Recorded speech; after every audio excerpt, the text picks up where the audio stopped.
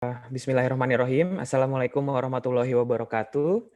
Today, we will present to all of you the conceptual model application to support STEAM flood strategy in Area 8 Rindu Extension Duri Field. Okay, this is the team of three, me, myself, Willy Rauda Paksi, Mila Hayati Amlan, and Wikan Windrasta. All of us is the Earth Science from PT Chevron Pacific Indonesia in Riau. Let me introduce you myself. My name is Willy Rauda Paksi, usually called Willy Paksi in the office, and I'm a Bachelor of Science in Geology, class 2008 from Bandung. Currently working in Chevron, and this is my first company. Worked since 2013. So it's 7+ years in industry experience and mostly in heavy oil environment. The research interest is in stratigraphy, geochemistry, and the steam flood environment. Currently working as a scientist at heavy oil technical team in the drainage. So basically, the drainage team is the team that tries to improve the heavy oil production by doing proactive jobs on the producer wells.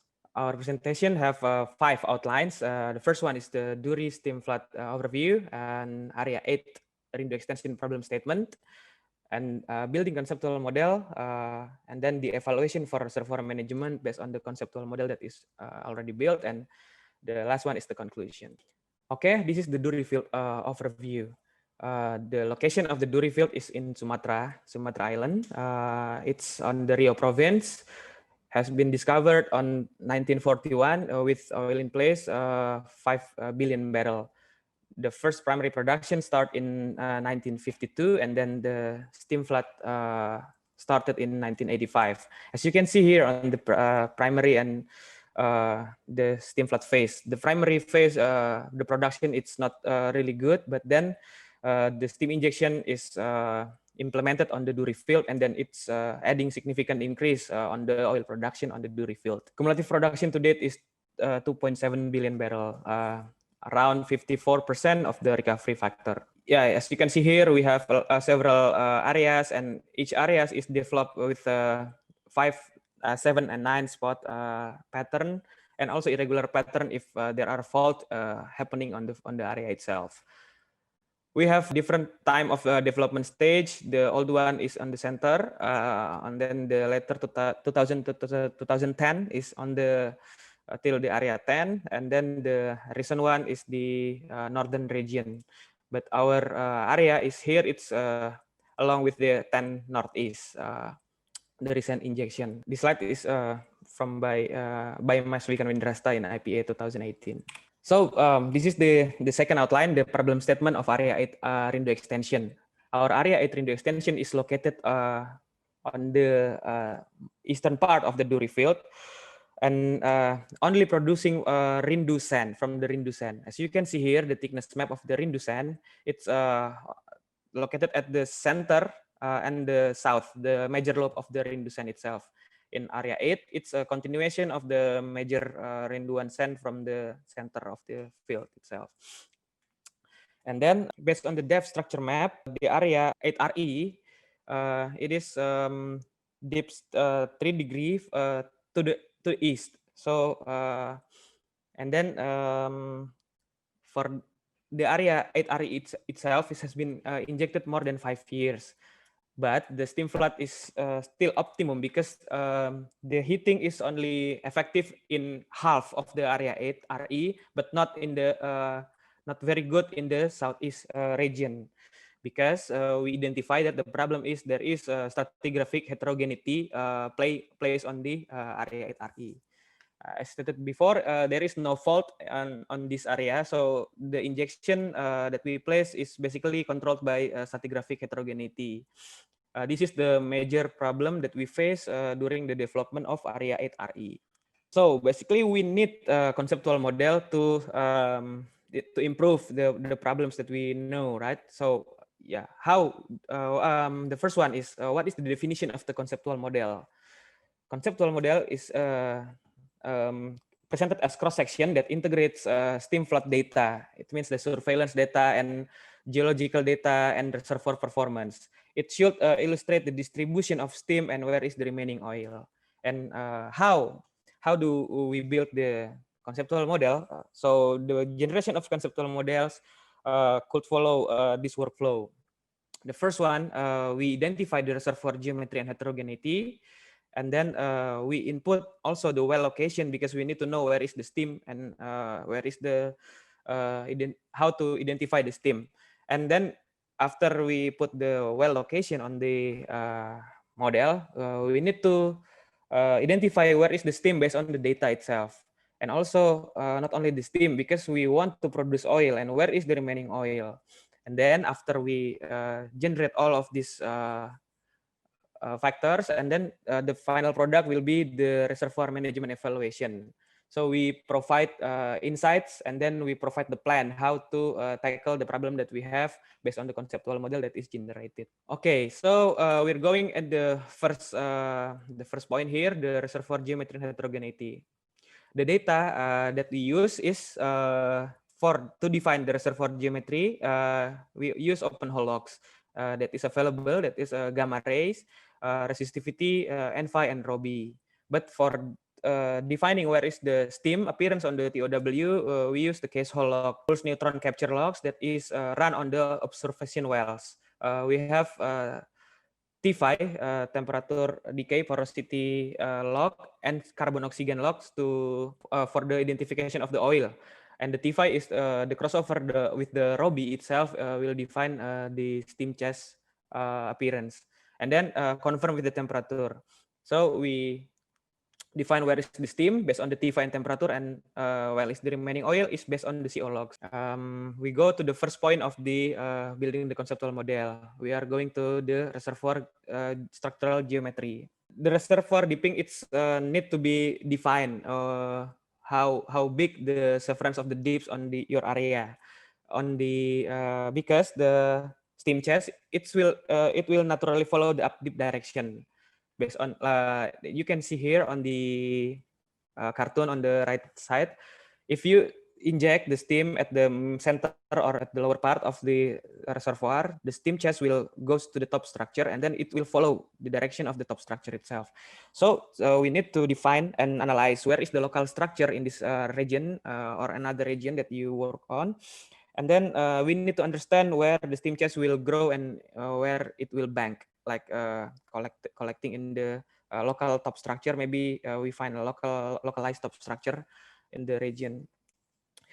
And then for the area 8RE itself, it's dips 3 degrees to the east. So if we inject the steam at the eastern region here, it will goes to the top structure. So we will see, and we will recognize the steam going to the southwest region. After that, it's still on the first point. We need to know the reservoir stratigraphic heterogeneity. In this slide, we include that the lateral distribution is identified from this section from north to south.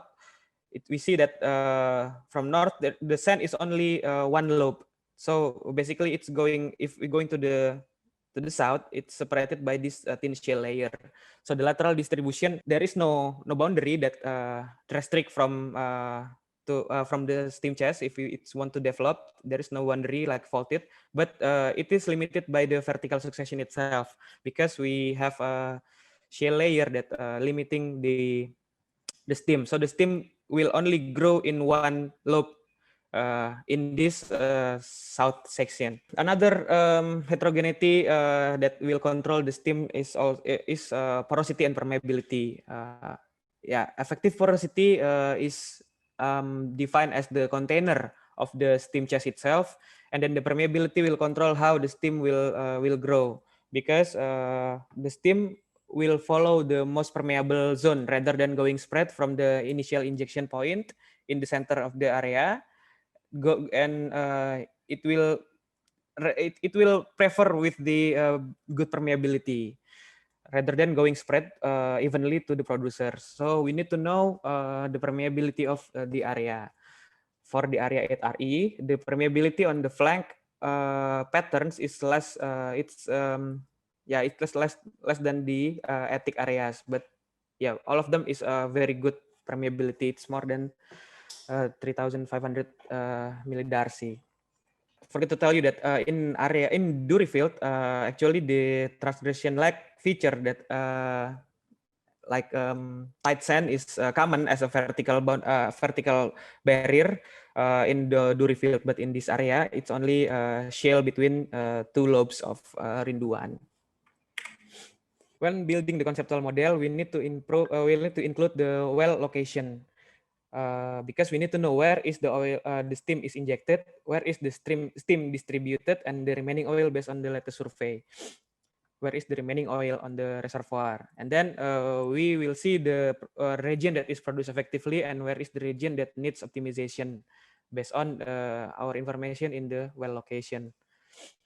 As you can see here, the injector itself, it's placed on the center of the pattern and it's surrounded by the producer wells. The heating could be effective and the drainage is very effective because every injector is surrounded by 6 producer. And then the configuration of the injector and TOWs on the Dury field is commonly placed like in this picture. The injector is in the center of the pattern, and then the TOWs observation well is commonly placed 2/3 of the distance between the injector to the producer wells. In this area 8RE, we have 6 TOWs or observation wells. We have all the 6 TOWs is located at the near the producers and also 2/3 of the injection to the producer wells. I want to emphasize to the audience that the location of the TOWB here, the location of the TOWB here and the TOWE here, because it will be discussed later. As you mentioned before, we mentioned to you that we have a stratigraphic place between the TOWB and TOWE. So this is the result of the TOW data. The TOWB shows the ideal steam flood system. We inject the lower lobe and we see the steam appearance later on the 2016 and 17 data. We see that the steam injection at the lower lobe is very successful because it depletes, the steam grows from the top structure of the Rinduan sand and it depletes the remaining oil at the lower part, because this TOWB is only have one lobe system. And it's a different story of the TOWE. In the TOWE, this is the story of the area 8RE development. So all of the sand we inject at the lower lobe. So in TOWB, the steam chest is generated at the top of the Rinduan sand. While in the TOWE, after first we put injection in the injector wells and the lower lobe, we didn't see any steam generation generated at the upper lobe here. So basically, after the first surveillance, the team chose to put another perforation hole to inject the steam so we can generate the steam at the upper lobe sand. And then in 2016, when we ran this first survey, on the 2016, we see that the steam chest on the upper part is already developed, but we lost the steam chest at the lower lobe of the Rinduan, and this is what we also don't want because we want to have a steam chest at the upper and the lower lobe. So and in the 2017 we see that the steam chest is going less and less, and 2018 there is no more steam chest on the lower lobe of Rinduan sand. Based on this information, the team changed the strategy to put injection at the lower lobe by doing the clean out of the injector wells, because the perforation holes tends to be filled with sands, and then we put more initiative on the producer wells. So basically, we try to put the injection back to a lower lobe, and then in the producer level, we try to deplete more pressure, because when we doing initiative on the producer wells, it will help the pressure depletion on the reservoir, And if there is a pressure depletion on the reservoir, the steam chest could easily generated again on the lower lobe, because we already inject and we deplete the pressure from the producer in the producer level, and then we can see as a result in 2020 last survey, we see the steam chest is already put back on the lower lobe. So reservoir surveillance is the key to provide clear information. We need to have surveillance every year when we manage the heavy oil steam flood field. Combined with the another data that we have from the model, Dury temperature saturation model, and then from this TOW data and combined with the DTSM model, it needs to be placed in the conceptual model. So we could identify opportunity for improvement in the producer or the injector wells, and to monitor the progress after we execute the improvement strategy on the wells. So this is the final product of the conceptual model, the generated conceptual model. As you can see here, the steam chest, the steam chest now is already growth at the lower lobe. This is the purple one is from the 2019 conceptual model, so previous year, and then at the 2020 conceptual model, we include the grow on the steam chest in the upper and the lower part.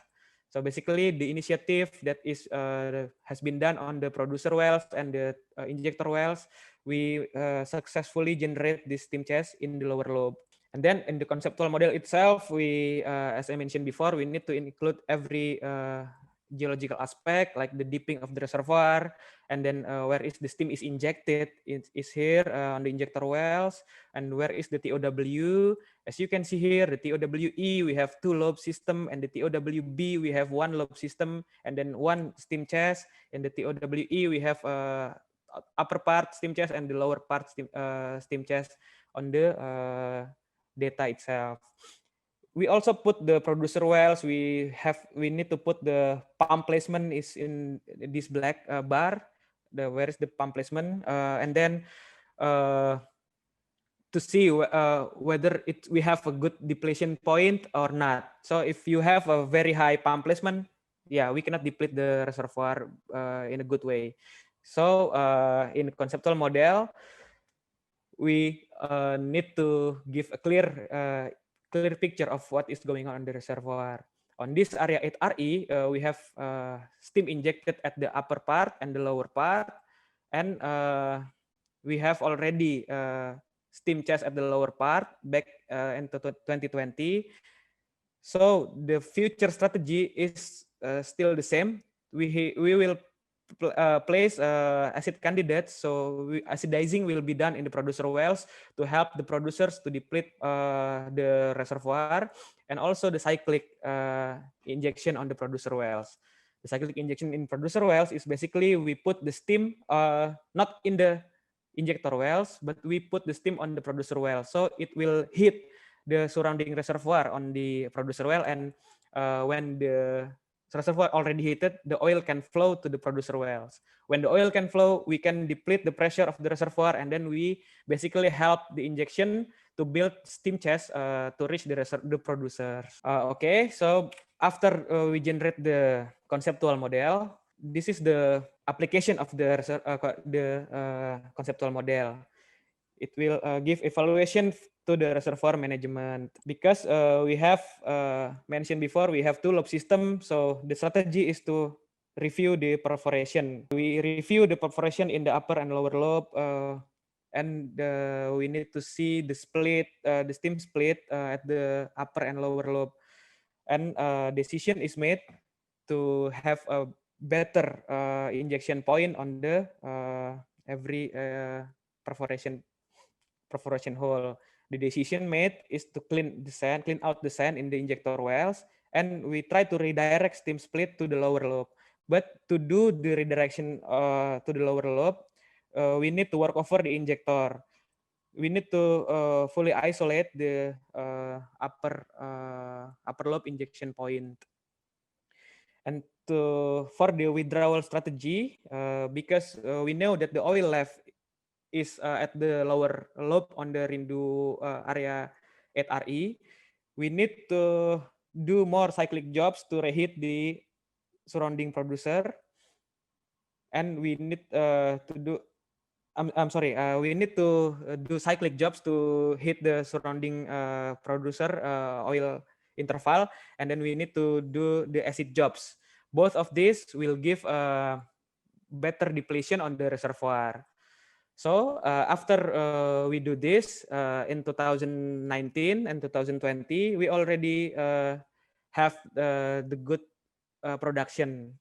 Currently, because of the initiative, we already have improved production as a result of this decision. So the conclusion, the conceptual model was built based on surveillance data and geological framework to illustrate a steam flood reservoir system. A good conceptual model should provide the same insights to the available working team to have so everyone can have the same picture of what is going on, what is happening on the reservoir. And develop time-to-time conceptual model were utilized to identify opportunities in injector and producers, and to monitor steam progress and oil drainage after the improvement. And of course, the conceptual models helps stakeholders to define a strategy to optimize heating and oil production. And yeah, because everyone have the same big picture of what is going on the reservoir based on the conceptual model. The strategy between multiple teams in the asset optimization team will be done in a good way. Terima kasih. I want to thank PT Chevron Pacific Indonesia and Asset Optimization Heavy Oil for supporting of the publish of this study. We also thank Mas Eri and Mbak Hapsari as petrophysicist, Mas Adung and Mas Erwin as earth modeler, and Kak Leni Puspawati for supporting the development of the conceptual model. Thank you very much. Assalamualaikum warahmatullahi wabarakatuh.